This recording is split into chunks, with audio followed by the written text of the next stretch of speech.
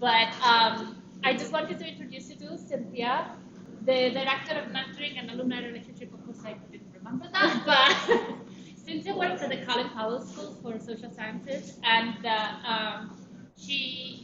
we've been working, like trying to think of how to work together. And this is the first time that we've actually managed to do so. So I'm really excited.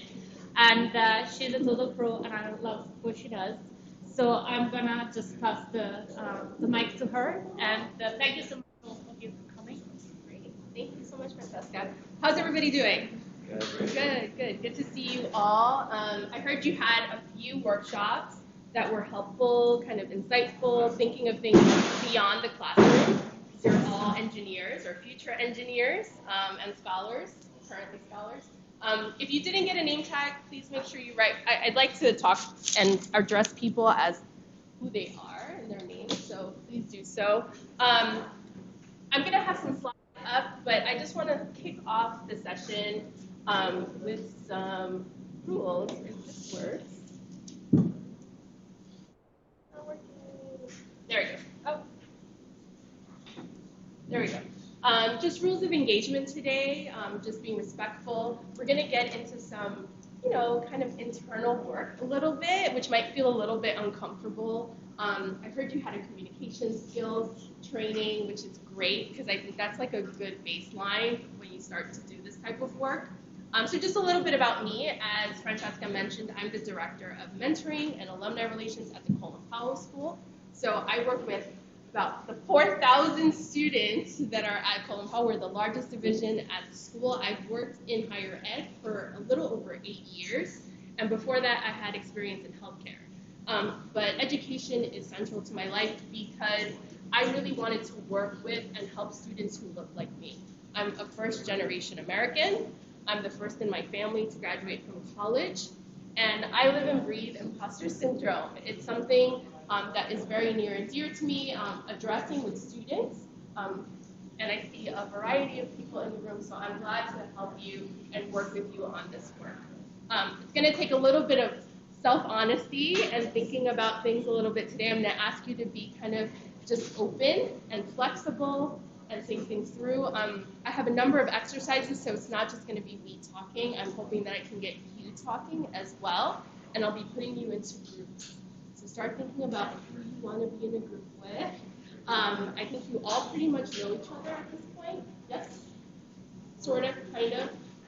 And this will help you also kind of get to know each other because you're going to be sharing a little bit. Okay, so I like to kick things off with a quote. Obviously, because my abilities have been overestimated. So you are all wonderful engineering scholars right now. You're thinking about your futures. You've gotten into the Grove School of Engineering. You should think about that and celebrate that because I know it's a hard place to be or to get to. Okay. Imposter syndrome or phenomenon mean to you? I'm looking for you guys to kind of tell me what that means. No judgment, no wrong answers. I'm not looking. Francesca. When I applied to my current job and I got offered a position, the first thing I thought is that they were hiring me because I was cheaper than other people. And I came into the position and they asked me this question that was, what salary do you want? And I was like, So I knew I wasn't going to be able to do that because I don't know.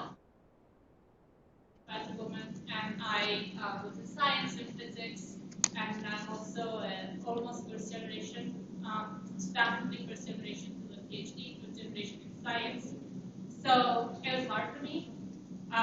Always has been. I always got paid less because I wasn't able to ask.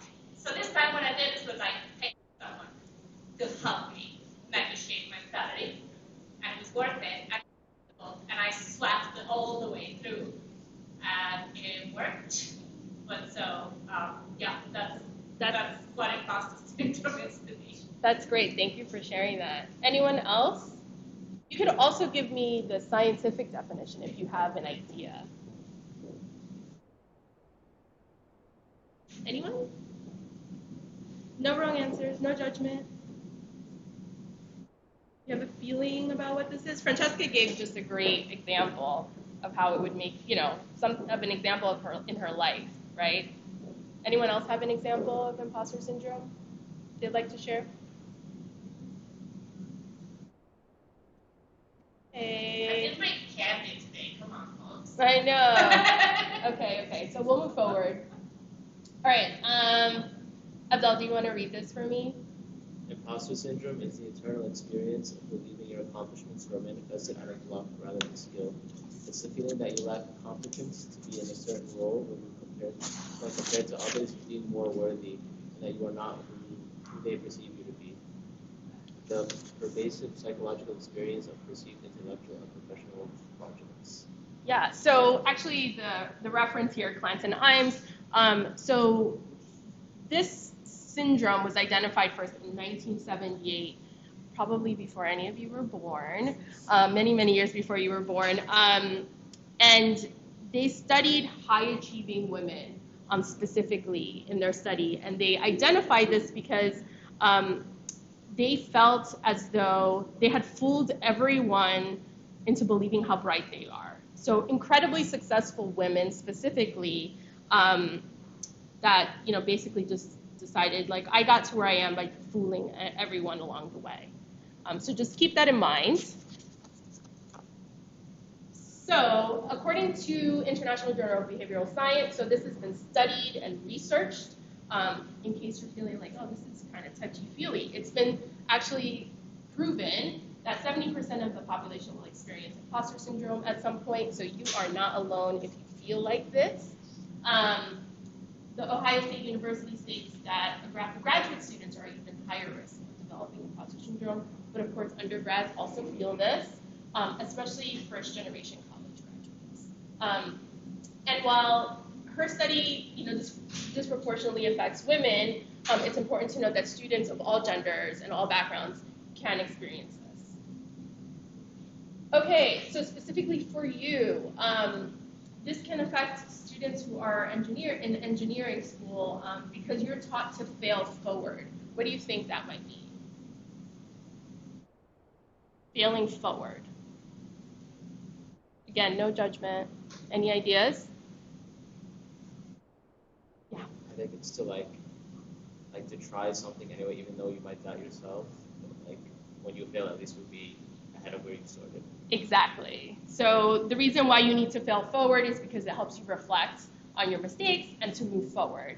But that can sometimes, be associated with negative connotations.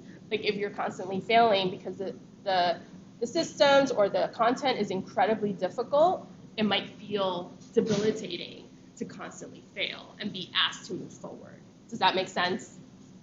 Does that ring true for anyone in the room? There's some nodding. Yeah? Yeah. Okay, good. Also that there's some comparison that's going on, that you're maybe unavoidably comparing yourself to folks in your cohort. It's just part and parcel. I had a great conversation with Abdel because he was here early and he was mentioning that it can feel kind of competitive here in the engineering school. And not just competitive, it's competitive within the school, but also once you're outside the doors, it's even more competitive. So it might feel like you're up against the wall a lot of the time.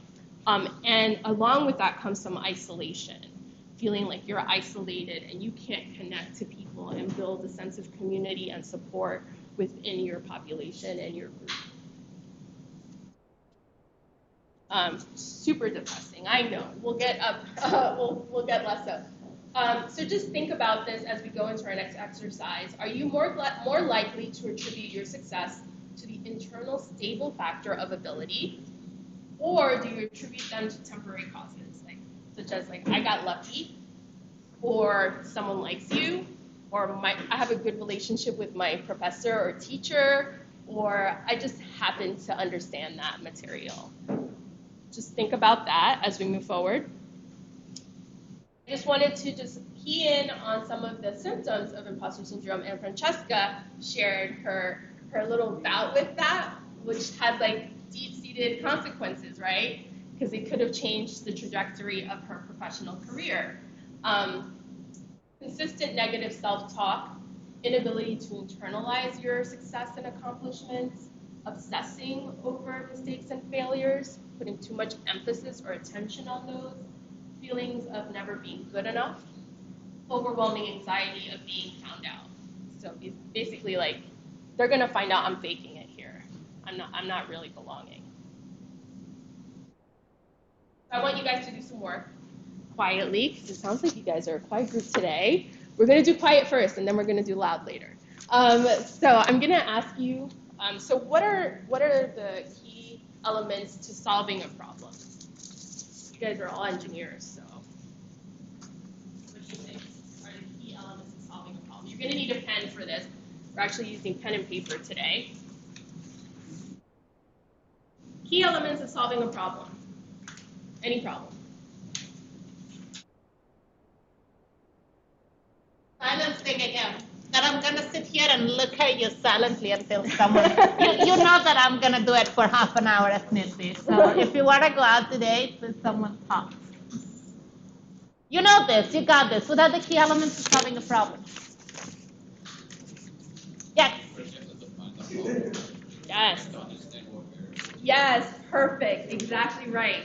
So I just defined the problem, right? We actually have a scientific definition for imposter syndrome or / phenomenon. And now you said identify the variables, right? So you have to identify that within yourself in order to kind of move forward and address them and try to think of some strategies to combat it. So I'm going to ask you to take a couple of minutes, and literally a couple of minutes. You shouldn't pour over these questions. It should be kind of a gut reaction. So don't think about it too much. I don't think a professor will ever ask you, or a teacher will ever ask you not to think about a question too much. Do it as quickly as possible, and then we'll tally them up at the end. Ready? Go.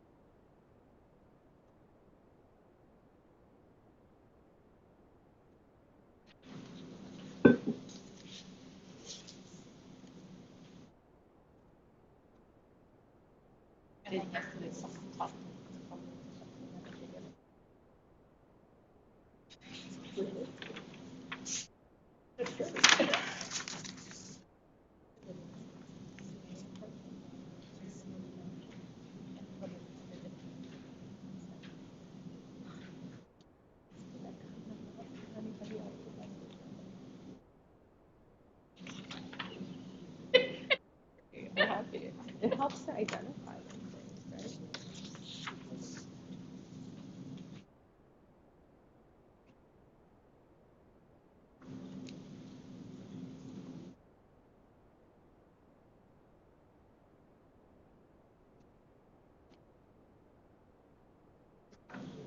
Just a few more seconds.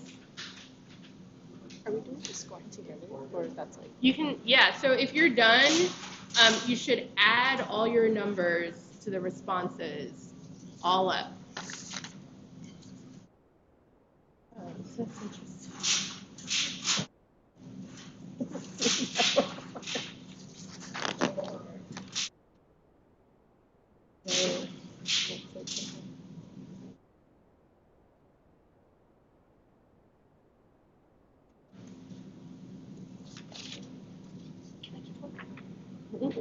Yeah.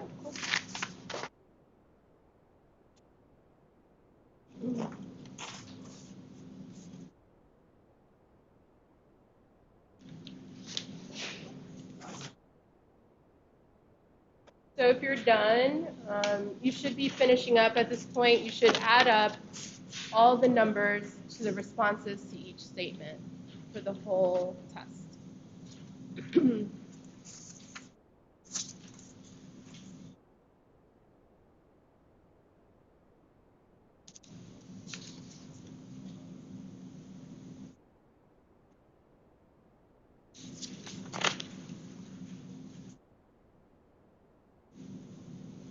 All done? Okay. All done? Okay.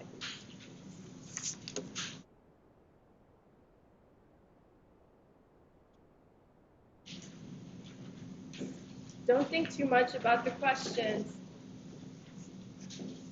Who's done? Everyone tallied up? Okay. Tallied up? Okay. I think tally up your numbers according to the responses. So if you can share if you'd like. I'm not going to force anyone to raise their hand. So if your total score is 40 or less, you have few imposter syndrome experiences in life, which is really nice. So you should be really happy about that. Anyone have less than 40? So I did this test with my class last week, and I had a number of students in the back of the room that felt like this. And at the end of the class, they were like, I think I was lying to myself a little bit.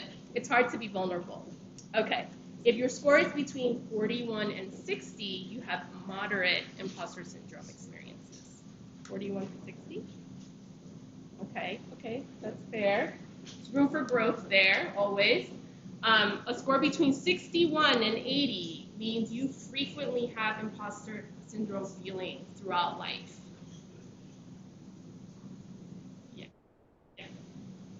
Okay, and a score higher than 80 means that you have often intense imposter syndrome experiences.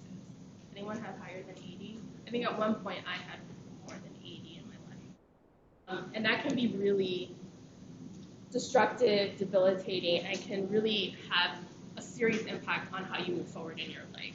So it's important that you move forward with this. But thank you for doing this and doing it so diligently. I like this little illustration. She's like, this is Dr. Adams, she's a social psychologist and the world's top expert on imposter syndrome. And she's saying, haha, don't be silly. There are lots of scholars who have been more significant. She's like, oh my God. Like, I actually have a problem with imposter syndrome. When I just started my they put me in charge to teach a course of, my postdoc. Put me in charge to teach a course to PhD students. As a course in optics, I was the only one who knew optics in the room. Really, the only one. On this course, I put so much work in it, so much work. And at the end of it, the student was a okay teacher. See, I can't even say that I was a good teacher. I am a good teacher. I'm a great teacher. Mm-hmm. So I was discovering it, but at the end of it, the students bought me chocolates to say thank you. I was sitting in front of this room full of students who gave me chocolate, and I was going on telling them how I did a bad job, that they shouldn't have given this to me, that it was really not, until a professor had to come in and say, you know what, we got to work on how to accept compliments. Yes. Now, I've complimented several of you in this room several times, the ones I've worked with more closely, and I've seen all of this shying away from compliments. It's hard. But it's okay, because it's nobody's fault. It's like this society is deeply screwed up, right? It's a society that doesn't welcome talent always. It always welcomes talents from a certain type of people. And so that's what helped me was to have other people who felt like me, other mentors who told me, you know what, take that compliment because you've actually done a great job, and moving forward, go for what you're worth.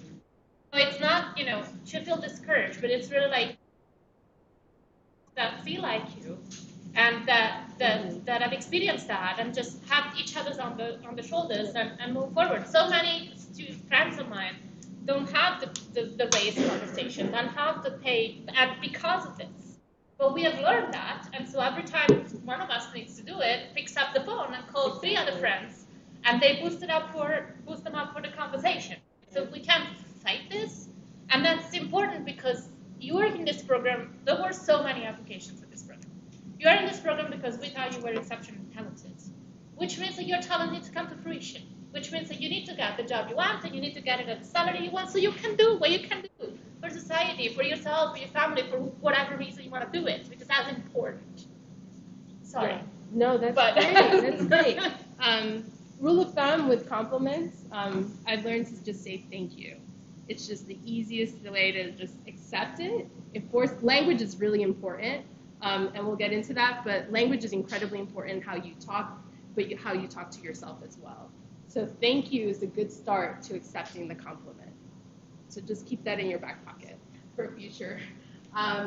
Okay, so we talked a little bit about the scale. So the impact of that is you judge yourself by only the highest of standards. And what Francesca said is right. You guys are in high standard. You're in high regard as well. You're in this program, you're at the Grove School. It can also lead to perfectionism. Who's a perfectionist in the room? I'm definitely a perfectionist. Maybe back there, a little bit? Okay. You hold on to flaws and mistakes and criticism. You feel like a fraud, which can result in overworking, self-sabotage, holding back from things that you feel like you may deserve or you may want, and also procrastination. Okay, procrastination. Anyone a procrastinator in the room? And if you're not raising your hand, good for you, but I think most of us can procrastinate. I had so many conversations with folks. I'm like, you should apply for this internship. And they're like, I'm ready. I'm not sure, like, maybe next year. But I'm telling you to apply for this internship because I know that you should apply for this internship, right? That procrastination happens to me. It's like, not sure I can do perfect, so why not I do it in a month or two when I've studied it better? Right. Right. These opportunities lie away. Exactly. So it's not just limited to your schoolwork, your academics, but things that can propel you forward, like internships, excuse me, and jobs. So you deliberately look for distractions and don't confront difficult tasks, which might be polishing your resume, writing a cover letter, submitting because you're afraid of that rejection. And it's psychologically more acceptable to never tackle a task than face the possibility of falling short on a performance or failing. And sometimes perfect is the enemy of good. So you want to make sure that you're moving forward regardless. There's a danger of believing you're not good enough. It can become self-fulfilling. Anyone heard that? You can, like whatever you believe can become who you are.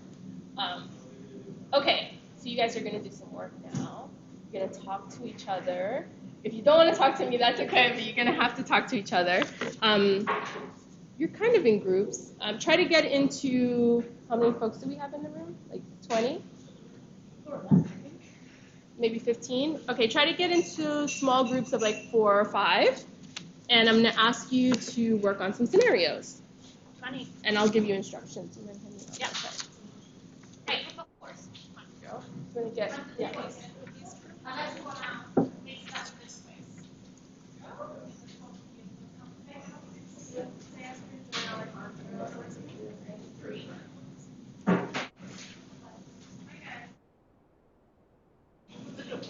Okay, go. I'll give you instructions. Hey, do you want to join this? Yeah. You guys can find this around. You want another one? All right, everyone got one? Okay, so there's some scenarios here. You can, in your group, choose two scenarios that you'd like to work on. As a group, discuss how these scenarios might contribute to imposter feelings among students. You can go as broadly as you like. Just talk through a few examples of how this might cause imposter feelings and come up with a couple of strategies to combat those feelings. And one thing that I want to say, talk about those things. Yeah. It is very hard to be vulnerable and talk. But remember the pat on the shoulder that your friends give it when you need. This group can give you that. So if you can, I know it's hard, I know it feels weird, at least that's my experience with this type of things. Maybe that's not your experience, that's my experience. So if you can sit on that uncomfortable feeling and then push it just a little bit, I promise you it will come back and help. Okay, just push that uncomfortable feeling a little bit. Sit on that for a little longer and push. Yeah, absolutely. And if it's uncomfortable for you and like you don't want to share that you felt that way, imagine that it's someone else, maybe a friend or a family member going through this to just help you along the way in discussing this. Oh, of course. Yeah, sure. Everyone have a copy? Great. So we're going to spend about 5 to 8 minutes sharing, and I'll come around and see how the conversation's going. Help people along.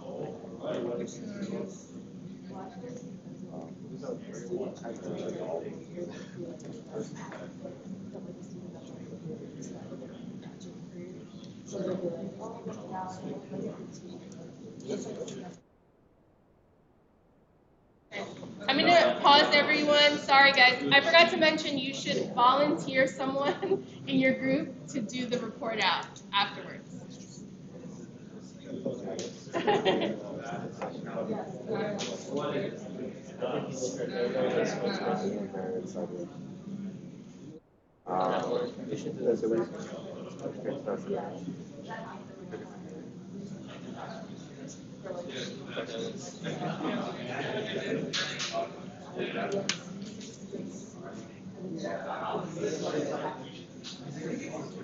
That's when you try to reason with yourself to like try to prove the professor wrong, but you're not sure that it's right. So you're like, yo, is he doing the right thing?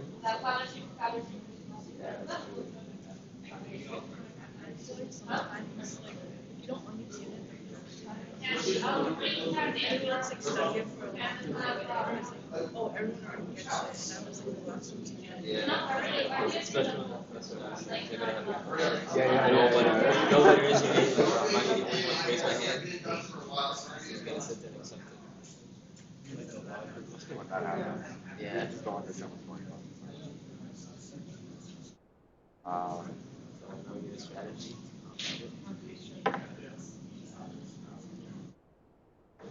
Just ask questions. Yeah. Office hours.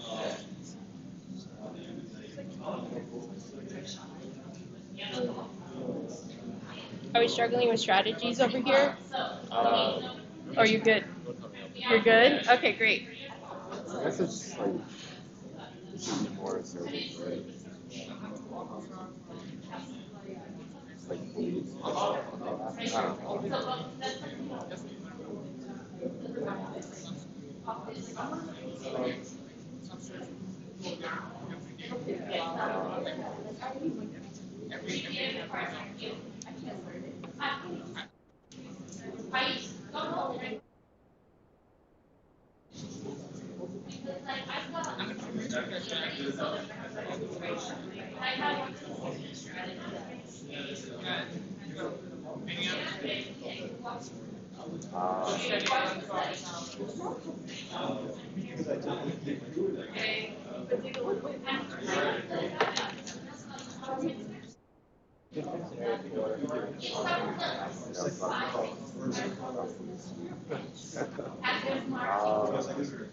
If they start to sell themselves, they get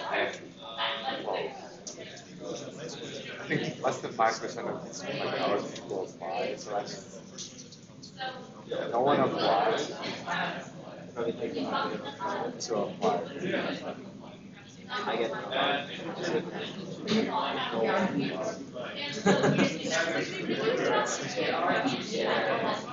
Just go to that one kid. I've been reading take more There's no way I'm doing it. So I guess it's a strategy. It's just a lot, no matter what. Even no matter how unqualified. It's like don't think about all the others.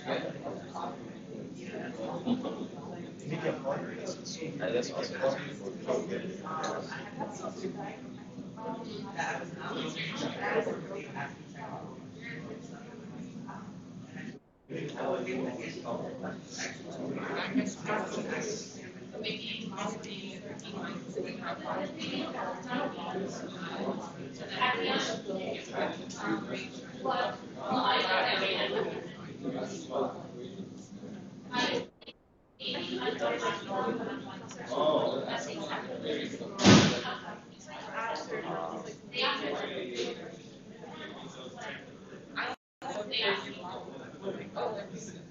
How's it going over here? We were talking. You talking? Yeah, Good? Is it going okay?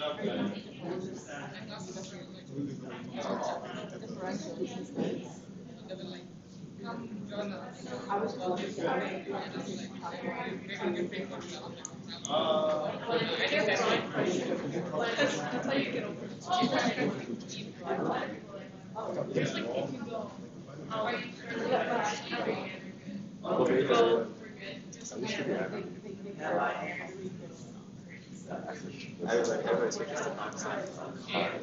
You like it?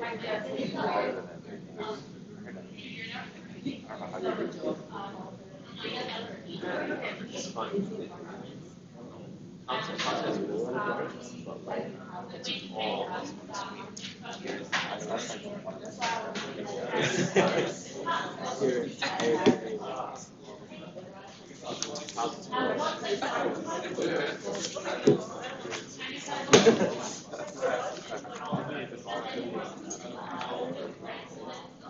When did you switch?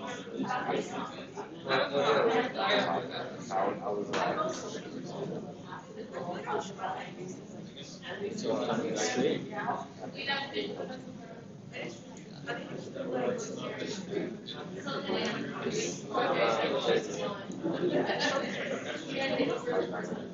It's tough to come back. It's very not even. No, it's easy. No, plus taking the same class for 2 years. I'm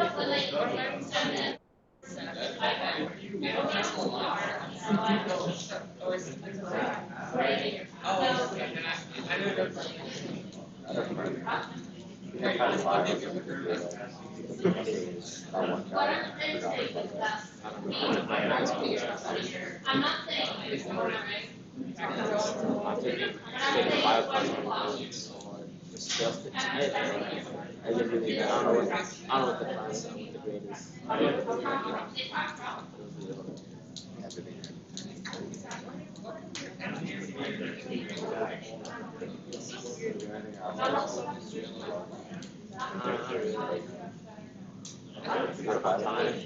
I've been applying, yeah. How about you? Been applying? You should have applied at least in the summer. I wasn't sure what's so fun. Yeah. So like there's so many opportunities for this job. I haven't been impressed with my You got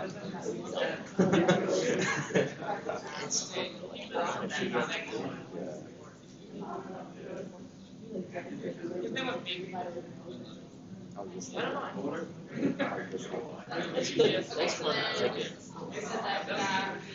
What made you do it? You know your comp science. Oh, you think it's very. It's still it's a good skill set to have. I still like this stuff. What is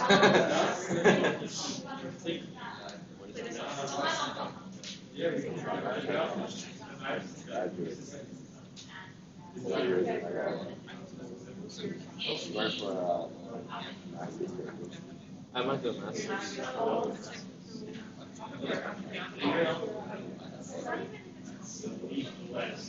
You're probably not gonna do a master's. It's a master's.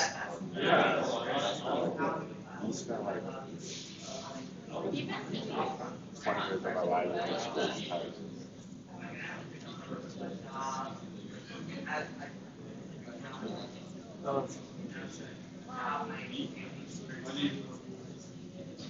You guys also have to design. So yeah, I'm sure like that.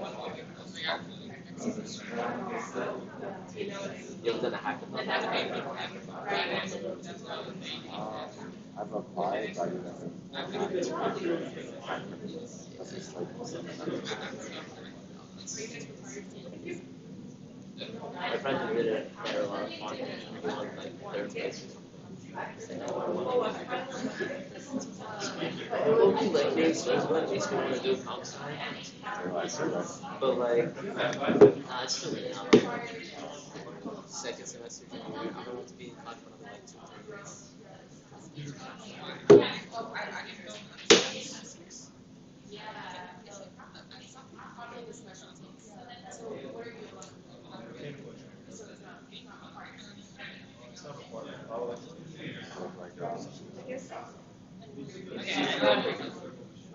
How about Oh, really? I like for volunteer. I would go, but You tackled the last one. What's your solution? this one, just apply to like, No matter how underqualified you are, you should be good. How about a resume? Like, what's structure because that's my Okay. probably more accurate job description. job description, more inclusive language. Because they put so many descriptions, there's so many qualifying factors, and it's like, how can I be all of that? The secret is that nobody expects you to be able to in job descriptions.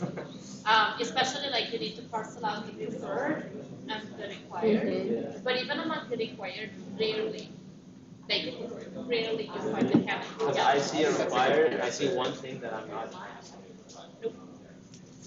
Especially with private, like industry and stuff. The QD is a little bit more because they the requirements. But the private sector, when I was working outside academia, I never had a candidate advantage. So another thing, how many companies put the freaking salary information in the job description? That was my none. And that means that a person who's not. Because if you have the salary, right, then it's easy. You look at the salary, you know that it's a range, so probably the upper range is for your promotion. You calculate the range, right, up to a little bit more than middle range, and then you look at how many the requirements you meet. If you meet all of it, then you can apply for the higher salary. It's easy, right? And you can ask for the salary. When they don't put the salary information, how are you supposed to ask? And then there are generally white men who ask for the top because they feel confident. People of color women do not. Guess what? In the nonprofit organization, there was a huge salary disparity.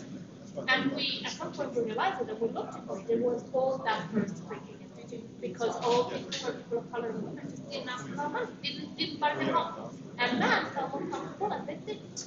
And so we scrapped that and put in fixed salary brackets, and you got in with experience, because you have to put experience in a way that, to give a certain position, you need to have a master or equivalent experience in the sense of works, years of works in the community, right?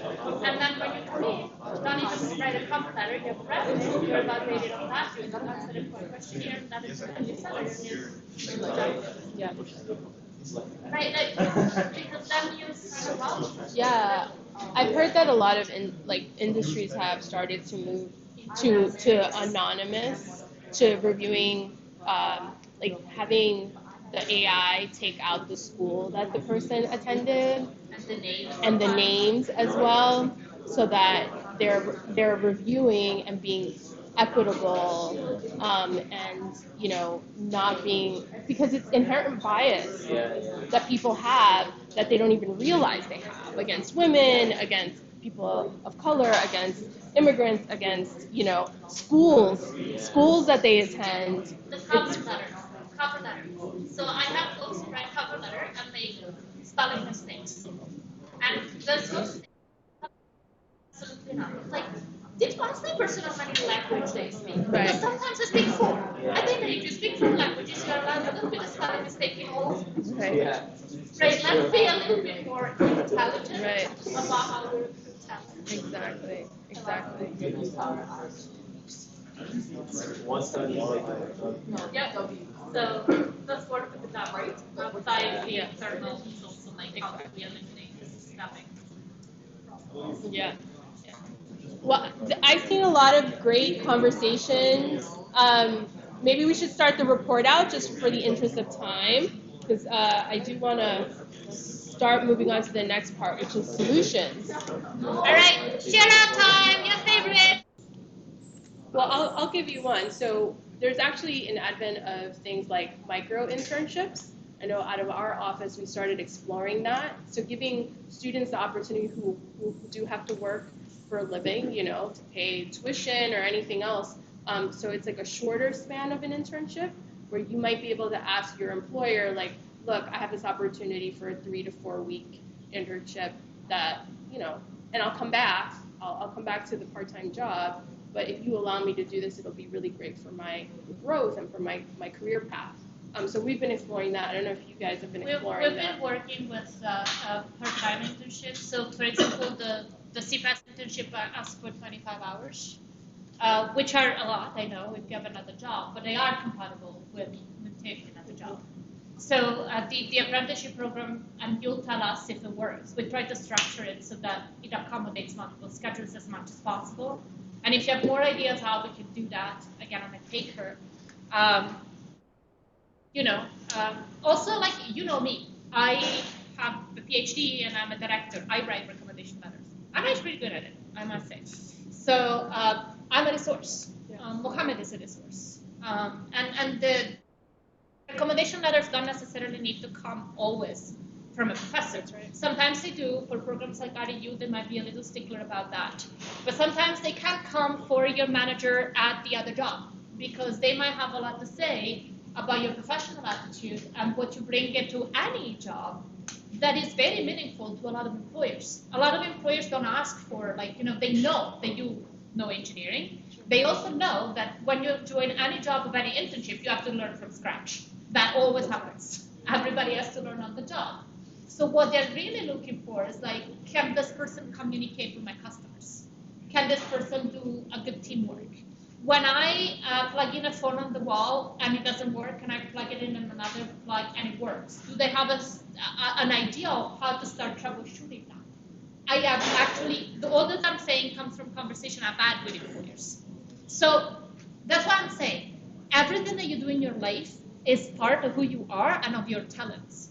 And you never know, how that can be useful in the job. So learning to present yourself in a way that makes use and see all these other things that you have to do because you have to support yourself as something that is actually positive.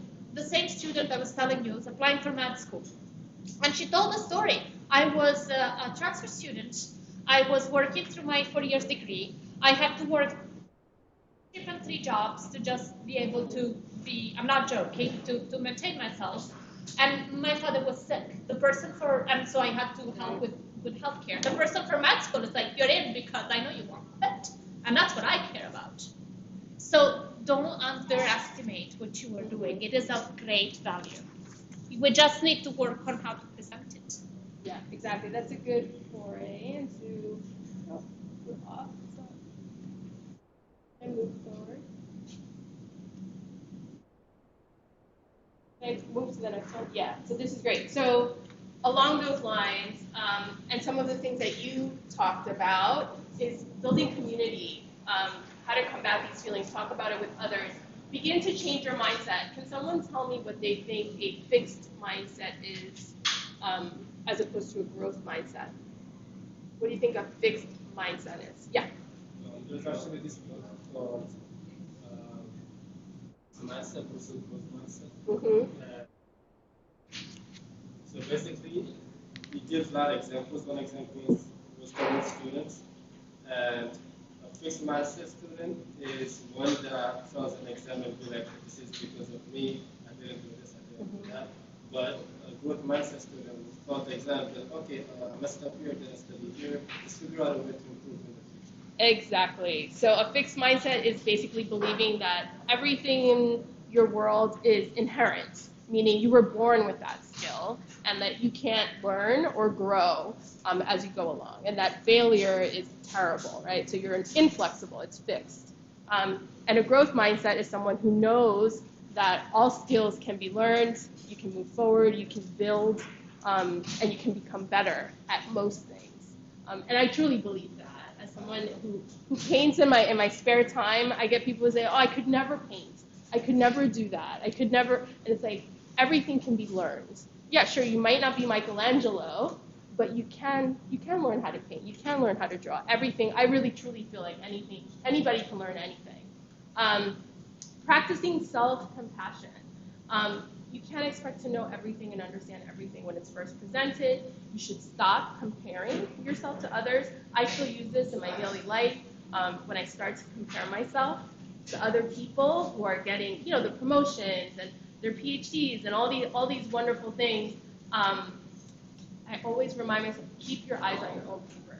I've carried that with me because you shouldn't compare yourself to others. If anything, the only person you should be comparing yourself is to yourself from before, to keep that growth mindset. And also set realistic goals and expectations for yourself. If you know that you're not a morning person, don't set this like unrealistic goal of, I'm gonna get up every morning and study for that, whatever it is. Shift as needed for yourself because you know yourself better. And just for the internalized work, it can help to write affirmation statements. When people compliment you and tell you you're doing a fantastic job, if you're in an internship and they're like, you know what, you're the best intern we've ever had, ask them to write it down for you, send you an email. I have actually a folder in my Outlook that says praise, and I put all of those emails in there for when I'm having a bad day. I open those emails to remind myself of the good job that I do. I have an actual A physical one. It's really important. I know that might feel like so corny, but it really helps, particularly in those hard days and those hard times. And again, when people give you positive feedback, say thank you. That's just the easiest way to start accepting and sitting in your own accomplishment and celebration. You are not alone. Are you telling yourself and giving yourself grace and openness? And are you your biggest cheerleader? I try to remind myself of these things as much as possible. And I'd like to just finish up with this quote. You don't have to be an expert. No one is expecting you to be an expert. All you need to do is show up and be you. So you can only be yourself. So you shouldn't expect yourself to be someone else at any point in your life. This was really I'm just being respectful of your time. We probably have class soon. So thank you so much for listening and for sharing and for being open to this workshop. And I want to thank Francesca so much for inviting me today. Thank you. Thank you.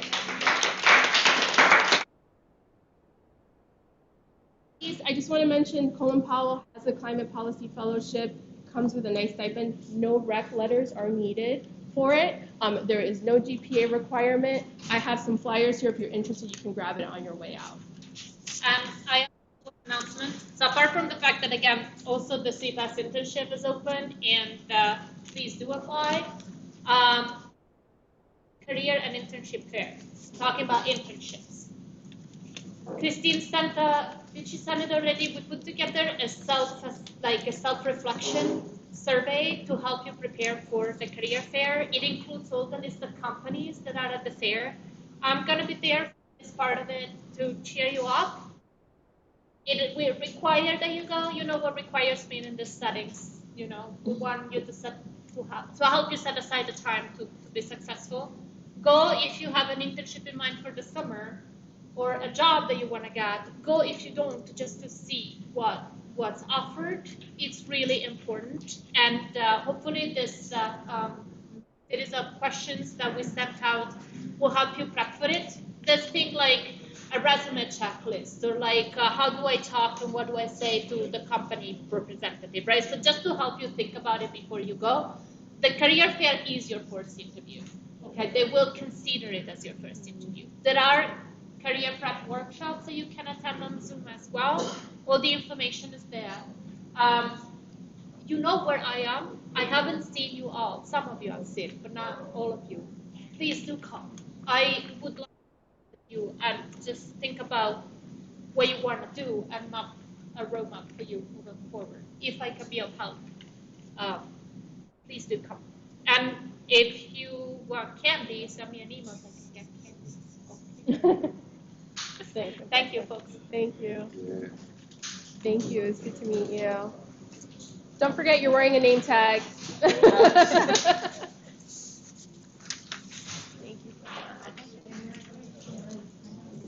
you. Oh yeah, sorry. Can you come sign in? Oh, Sorry. yeah, you can help yourself. Thank you. Yeah, of course. So the deadline was already passed, but we still have it open. Oh, so it's like a rolling. Is it rolling? Yeah, you can still apply. Yeah, just apply as soon as possible if you're thinking about it. There's money. It's $1,000 per semester, and